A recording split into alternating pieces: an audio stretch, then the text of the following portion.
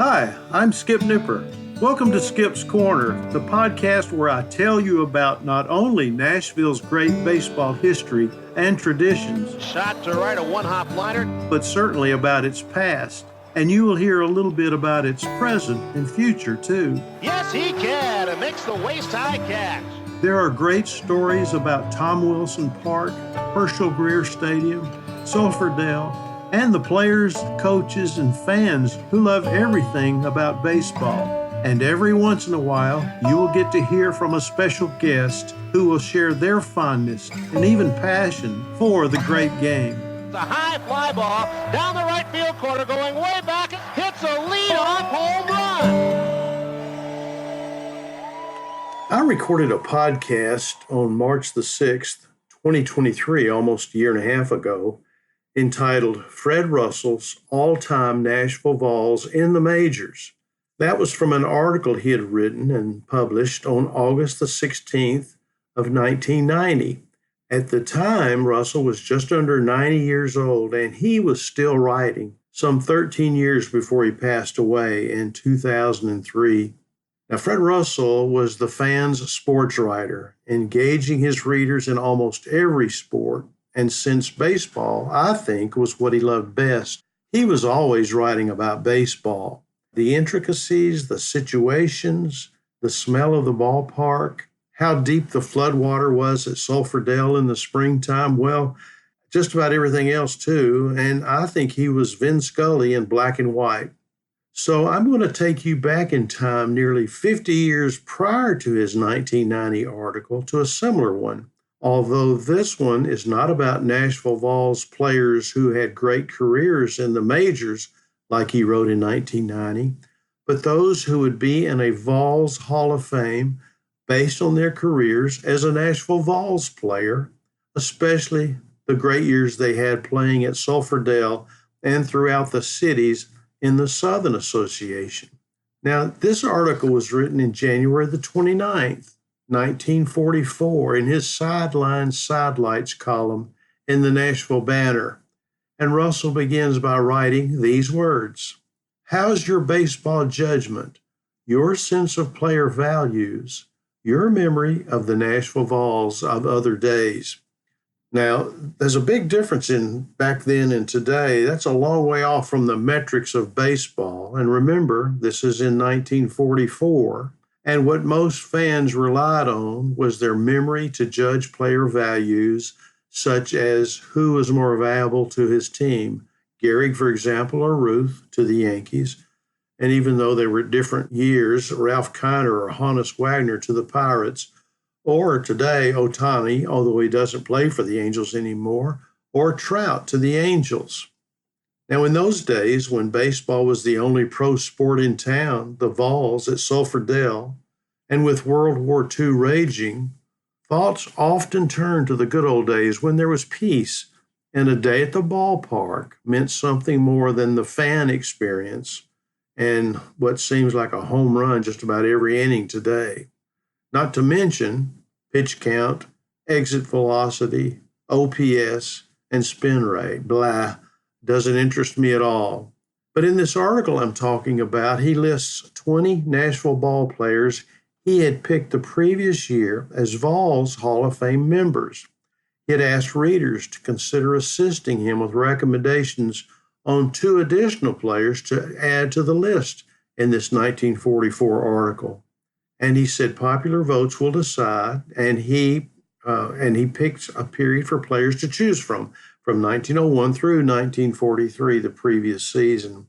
And although the Nashville baseball team was not known as Vols until 1908, when Russell's mentor, Grantland Rice, named the club the Volunteers, I think it's still appropriate, and he did too, to name choices to include 1901 through 1907 too, when they really didn't have a team name. They were just the Nashville Baseball Club. So here's the list of 20 with a little bit about each player and the year of their most successful season as a Vol. So there are 20. Obviously, there's several from each position. He starts with the catchers, and there are 3. Greek George in 1940, Johnny Gooch in 1932, and Gabby Street in 1915. Now, Charles Greek George had an exceptional year in 1940. He had played for the Vols in 1939 too, when he hit 372. But the next season, he caught 120 games and batted for a 335 average. But in those games, he had, now get this, 612 fielding chances, 556 putouts, 55 assists, and how many errors do you think he had? One. Yes, one error. Johnny Gooch was a good catcher for Nashville in 1932. That season, he only made 8 errors in 113 games, and he hit 334. And Gabby Street only hit 259 in 1915, but was well loved. And 7 years earlier, his claim to fame was on August the 21st, 1908, he achieved a measure of immortality by catching a baseball dropped from the top of the Washington Monument, a distance of 555 feet. Now, I don't know if that had something to do with Russell's choice of Street, but he returned to Nashville for 3 more seasons and later became a manager for the Cardinals and a broadcaster too. Now, for the pitchers, there's Tom Rogers, and his best season for Nashville, Russell says, was 1916. George Pipgrass, 1925. Tiny Chapman in 1935. Benny Fry, F-R-E-Y, in 1929. Vito Tamulus in 1942. Hub Perdue in 1909, and Byron Spies in 1934. So let me tell you a little bit about those seasons that Russell calls out. In 1916, Tom Rogers tossed a perfect game, the only one ever thrown at Sulphur Dale, and with a 24-12 record led Nashville to their 4th Southern Association championship in 16 years. George Pipgrass was 1915 in 1925, although he spent part of the season with Atlanta. And Tiny Chapman had an excellent season in 1935 with a 24-11 record, although Nashville only finished in 4th place in regular season standings. Benny Fry in 1929 was another 20-game winner, winning 22 and only losing 11. Vito Tamulus almost had one of the best win-loss percentages in Nashville history when he was 20-8 in 1942. And Hub Perdue, with the team trying to win a 2nd consecutive championship in 1909, did his part by winning 23 while losing 11 games. And one of my favorites, Byron Spies, was a submariner, pitched for several years in the 1930s, but was 22-8 in 1934 with a 2.99 ERA. Now, the infielders include Les Fleming in 1941, Jay Partridge in 1930, Charlie English in 1942, Art Redfern in 1926, and Bill Rada in 1937. Now, Les Fleming socked 29 home runs and set a record .414 batting average, one of the best in all of baseball, in 1941. And second baseman Jay Partridge hit 40 homers and drove in 127 runs in 1930. Third baseman Charlie English had 201 hits, batted in 139 runs, and led the league with a .341 average in 1942. And he also added 50 doubles, more than any other Southern Association player. Art Redfern, who played in 1926, had a .322 average. And then one of the most dependable players for Nashville was Bill Rada, was a teammate of Byron Spies for many years in Nashville in the 30s. He played second and third, and in 1937, batted .309, and he had 851 chances in the field and participated in 60 double plays. And rounding out the outfielders from the Hall of Fame members who played for the Vols were Kai Kyler in 1923, Hank Lieber in 1934, Lance Richburg in 1933, and Oris Hockett in 1940, and finally Phil Weintraub in 1934. Now, Kai Kyler played one season in Nashville in 1923 and was later enshrined in the National Baseball Hall of Fame. But that one season playing for the Vols, he led the league with 68 stolen bases while hitting for a 340 average. And Hank Lieber, now this one puzzles me a little bit. In 1934, the year Russell lists him as having a great year, well, he did not. Well, he kind of did. He only played in 45 games for Nashville, although he did hit for a 424 average before being called up by the New York Giants, and maybe that was good enough for Russell. Lance Richburg was another of Russell's favorites. He filled in as Vols manager during the season a few times while navigating the outfield hills at Sulphur Dell, and in 1933 had a 359 batting average, led the league with 46 doubles, and also led in stolen bases with 30. I believe Russell considers him the best in the early days of baseball at Sulphur Dell, especially in the outfield. And Oris Hockett batted .363 for Nashville in 1940, that great season that they had at Sulphur Dell. It was the best average of all the players on that great team that breezed through the season from opening day to the playoffs, never falling out of first place the entire season. And Phil Weintraub was the second batter in Nashville history to top 400 in 1934, just barely, when he had a 401 average. And his fielding percentage in the outfield was .929 with only 13 errors that season. Now, Russell does not tell how many total votes were placed for the inaugural Vols Hall of Fame class. He does write that Kai Kyler received the most votes with 3,017, followed by, surprisingly, at least to me, Hank Lieber, Greek George, and Tom Rogers in that order. And Russell says around 125 players were mentioned in the ballots placed. Russell goes on to list players who fans might consider for their next two choices, and of course they could vote for whomever they wish besides these: catchers Eddie Phillips and Johnny Peacock, Eddie Kenna, and then pitchers Ray Starr, Russ Mears, Eddie Morris, Paul Erickson, Floyd Crow, KROH, Bill Crouch, and Red Lucas. Infielders, Jake Daubert, John Mihalik, Dick Culler, Bob Boken, and Lonnie Fry.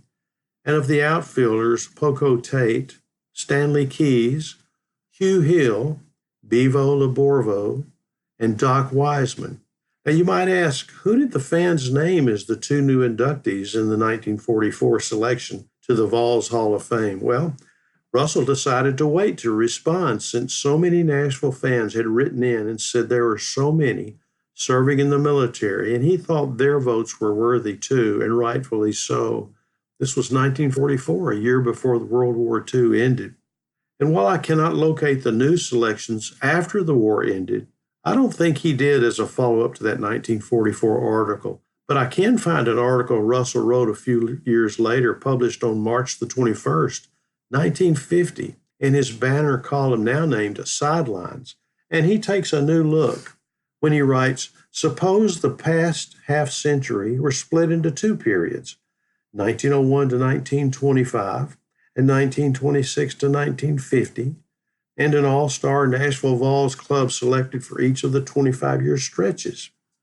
He goes on to say, not right off, of course, the assignment would require a lot of thought, much stoking of the brain, plus almost endless comparisons. And all I'm going to do today is to present some of the standouts from both periods. So he goes back and lists players that he felt were worthy, and this begins with the 1901-1925 period, and he breaks it down by position again. Catchers, Newt Fisher, Cabby Street, Doc Seabaugh, and Gibby Gibson. Pitchers, Vetter Sitton, Hub Perdue, Tom Rogers, Bill Herman, George Pipgrass, Floyd Crow, Red Lucas, Eddie Morris, and Shovel Hodge, and two first basemen, Jake Daubert and Gene Paulette, second baseman, Ed Abaticchio and Tommy Sheehan, and shortstops Doc Lowney and Roy Elam, third baseman, Humpy McElveen, Red Smith, and Art Kores, Kres, And outfielders Hugh Hill, Doc Wiseman, Kai Kyler, Lance Richburg, Bevo Libourvo, Harry Welchance, Jack Farmer, Fred Eichrott, Mike Burke, and Bill Stelbauer. Now, that's quite a list. I recognize some of those, but I look at them all the time, and those would be harder for you, although you could look them up. But it's 1926 to 1950. Some of these names may come to you a little easier. Catchers, Eddie Phillips, Eddie Kenna, Johnny Gooch, Greek George, and then there's Carl Sawatsky, who had a great year in 1949 with the Nashville Vols. And pitchers, Boots Poffenberger, Benny Fry, Dale Lundgren, Tiny Chapman, Vito Tamulus, Byron Speece, Bill Crouch, Russ Mears, Paul Erickson, Leo Twardy, and Boyd Tepler. And first baseman, Les Fleming, Tookie Gilbert, and Jim Poole. And then second baseman, Johnny Mihalik, Bill Rada, Jay Partridge, and Hank Shins. The shortstops he listed were Dick Culler, Woody Williams, Buck Redfern, Lonnie Fry, George Sheeran, Charlie Brewster, and outfielders Hank Lieber, Phil Weintraub, Horace Hockett, Charlie Gilbert, Charlie Workman, Ed Sauer, Babe Barna, Poco Tate, Stanley Keys, Moose Clayball, Hal Jeffcoat, and Joe Dwyer. Now, obviously, players during the 1950s are not listed, and there are some great ones like Jack Harshman, Bobby Durnball, Bob Lennon, Bob Kelly, and I could go on. And maybe you could recommend some too. So I thought maybe just to have a little fun, if you'd write to me, my email address is 262downright@gmail.com, and let me know. I would appreciate any suggestions that you have, and we'll go in this thing together and pick our own Vols Hall of Fame. Here's why. Together, we're going to choose a Nashville Vols Hall of Fame, and since the ball club disbanded after 1963, we have over 60 years of players to choose from, and some of them that are going to be more recognizable to you come from the 50s and in that 2-year, 3-year period in the 60s. Now, you can go to baseballinnashville.com to see the players who played for the Nashville Vols, and at the top of the homepage, you'll find a list of every Nashville Vols player where I can find from website databases, newspaper articles, books, and even from my Nashville Vols scorebook and scorecards collection, which numbers around 200. I'd be willing to share that too if you'd ever want to stop by. Just make arrangements with me to come by and look at that collection of scorebooks and scorecards. Now, I have spent many years accumulating the list that I have posted on baseballinnashville.com. So be sure to click on Nashville Vols at the top of the page. And by the way, you can also access the homepage by just going to sulphurdale.com. Remember, sulphur has 2 U's and no E. It's sulphurdell.com. And make your list. And once again, my email address is 262downright@gmail.com. Now, 262 downright was the distance from home plate to the right field fence at Old Sulphurdale. 262 downright@gmail.com. And I want to hear from you. And let's compare our notes and see how we compare to the old pro, Fred Russell.